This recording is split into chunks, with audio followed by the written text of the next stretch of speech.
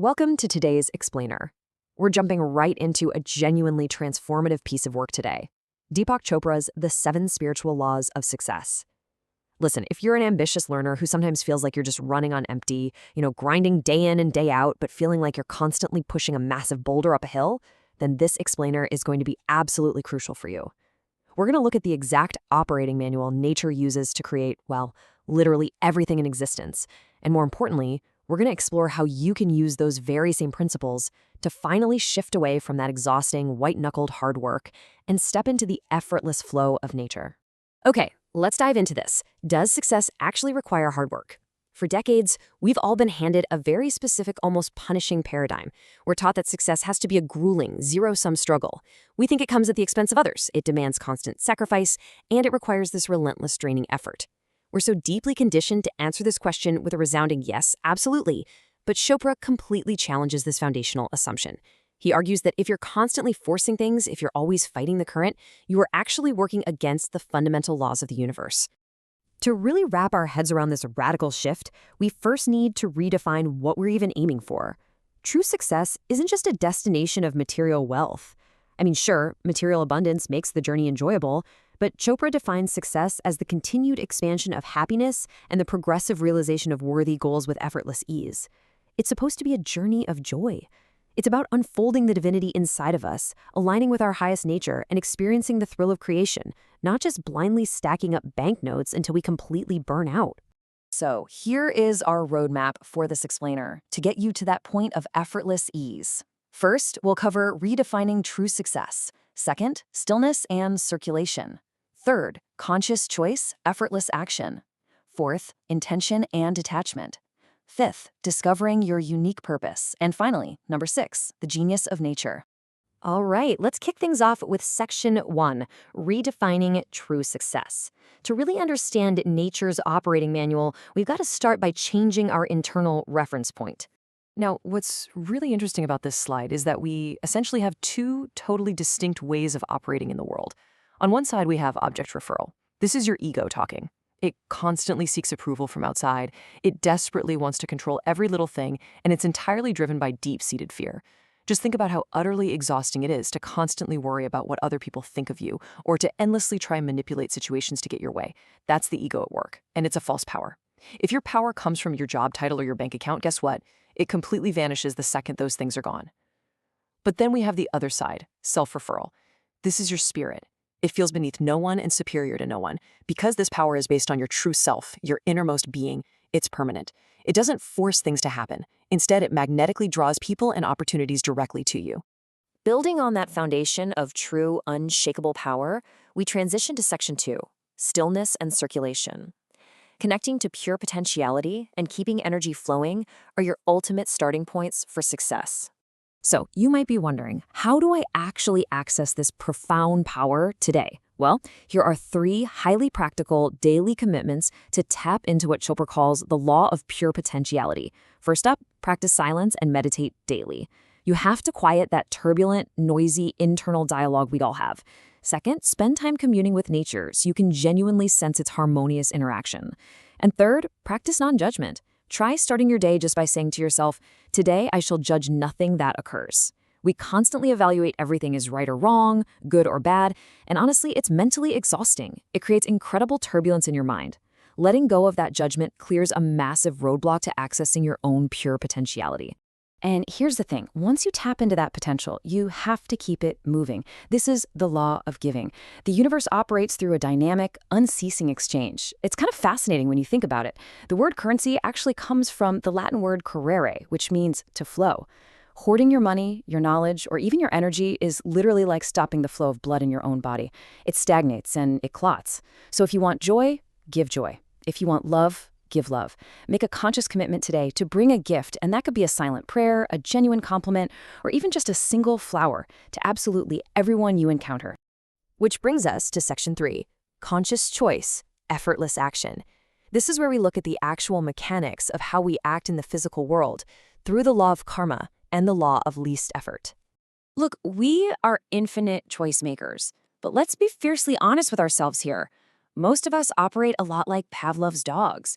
We just react to external triggers completely unconsciously. The law of karma simply implies conscious choice making. To break your conditioned reflexes, you need to step back and actually witness your choices. Take a pause and ask yourself, will this choice bring happiness to me and to those around me? And here is the real secret.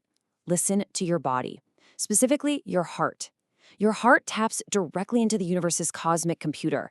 It doesn't overanalyze, it just sends you a distinct, immediate physical sensation of either comfort or discomfort. Follow the comfort every single time.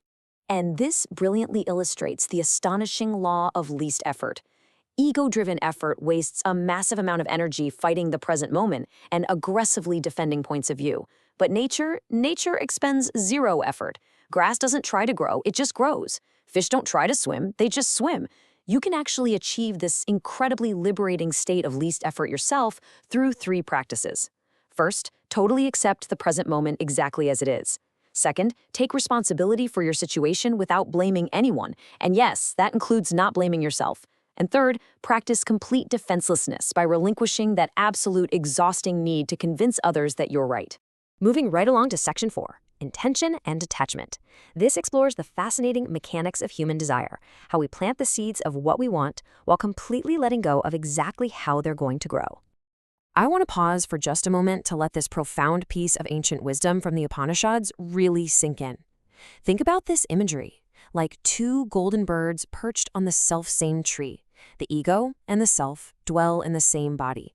The former eats the sweet and sour fruits of the tree of life, while the latter looks on in detachment. You have 2 parts of you. The ego gets all tangled up in eating the sweet and sour fruits of the outcome, desperately riding the roller coaster of success and failure. But your true self, it simply observes with serene, unshakable detachment.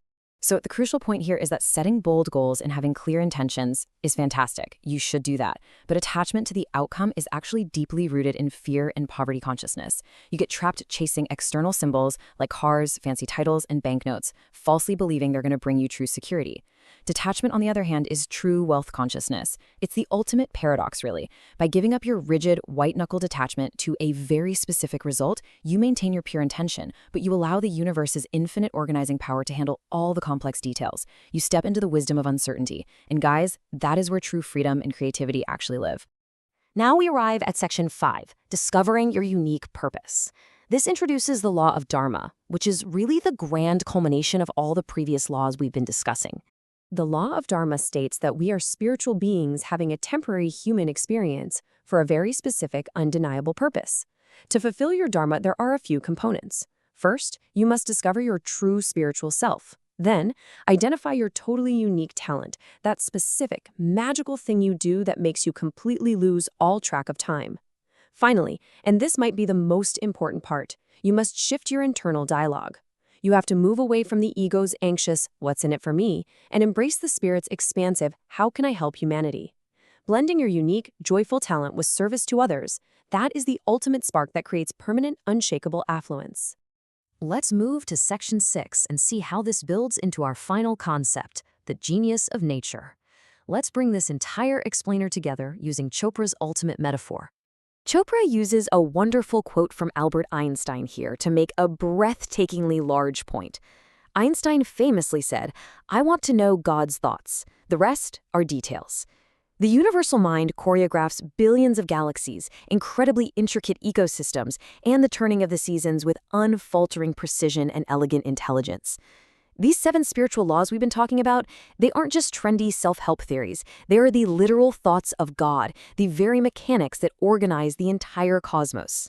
And if you doubt this for a second, literally just look at your own biology. Your body is the perfect operating manual. Your DNA is the physical expression of pure potentiality. It contains the blueprint for your entire being. Your healthy cells constantly give and receive nutrients to maintain vibrant equilibrium. Your cellular responses execute perfectly precise karma, reacting exactly as needed in any given second. Your metabolism digests sugars with the absolute least effort required. And the internal dialogue of every single healthy cell in your body, from your beating heart to your vigilant immune system, is essentially asking, how can I help the whole? This isn't just a fun philosophy. This is the biological reality of life itself. To bring this all home, Deepak Chopra himself extends a personal invitation to join what he envisions as a global network for spiritual success. And it's built simply by having people focus on these foundational laws. He recommends a highly practical approach for us. Just focus on one law for each day of the week. You start with pure potentiality on Sunday, and you end with Dharma on Saturday. Immersing yourself in just one law each day is completely enough to fundamentally transform your life from the inside out. Which leaves us with one final critical question as we wrap up today's explainer. You now know the underlying mechanics of the entire universe. So what's it going to be? Will you continue the exhausting, fear-based uphill struggle of the ego? Or will you surrender to the effortless flow, limitless abundance, and profound joy of nature's operating manual? The choice is entirely yours. Thanks so much for joining me on this explainer, and I'll catch you next time.